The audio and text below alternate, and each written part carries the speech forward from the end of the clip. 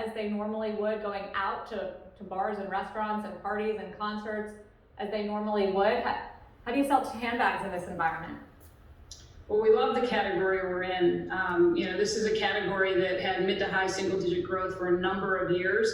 We've seen consumers engage with the category pre-COVID, and even in COVID, we've done a lot of consumer research, and consumers continue to engage with this category and tell us that they intend to purchase in the handbag and small leather good categories in the months to come, even in the midst of COVID. And what we hear from them is that a handbag purchase is an emotional purchase. They're really emotionally tied to the product and to our brands. And as we deliver this beautiful product, the customers are responding. Where and how they're responding is definitely changing these days, and we're making sure that we are there for our customers wherever they choose to shop.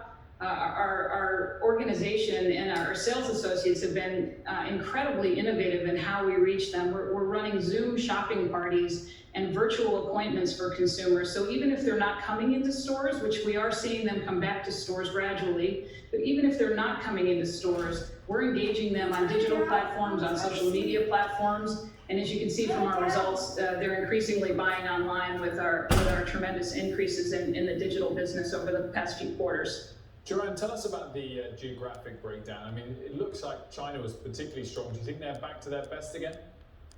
Yeah, China was a real bright spot. Good afternoon, Wilfred.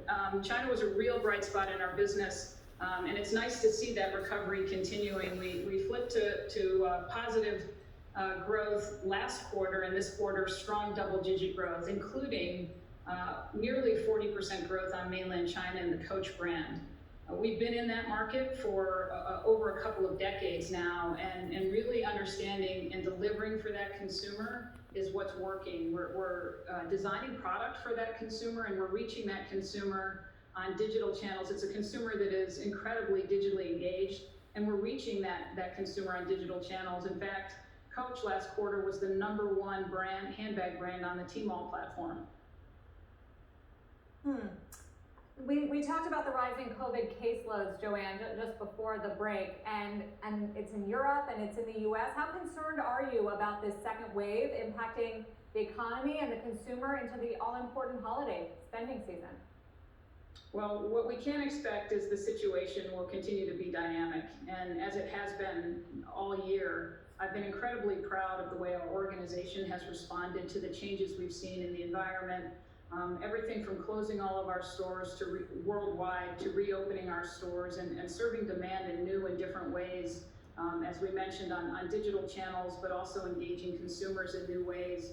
And that innovation has really come from our field. As we go into the holiday quarter and we're facing holiday, we're very well prepared and ready to adjust and flex as we see demand changes happen. Finally, just a leadership question, Joanne, since you were just named the new CEO. It's been a turbulent period after your predecessor was investigated for misconduct and some bizarre allegations, and he was only around for less than a year after an abrupt resignation by the previous CEO. How much has this been a distraction and helped contribute to the fact that Tapestry underperformed even going into COVID? What are you telling investors about that now that you've taken the reins as CEO? In fact, the organization is incredibly focused and on delivering for our consumers, but also behind this acceleration program, which I mentioned. We've spent the last year creating the acceleration program, identifying the areas of focus for us and for our organization, and we're executing behind that. There is a lot of passion in the organization behind our brands and for the company, and we're a competitive group, and we love to win. So it's a real privilege to be leading the company. It's a great company with great brands, particularly at this important time in history. We are writing the next chapter of growth at Tapestry, and I think the first quarter just shows we're just getting started. You've also got J-Lo in your corner, which doesn't hurt. Joanne, thank you very much for joining us. Thank you, Sarah. Joanne Kerboy-Surratt, the brand new CEO of Tapestry. Wilfred. We have just 36 minutes left of the session. We're nicely higher, a big rebound today following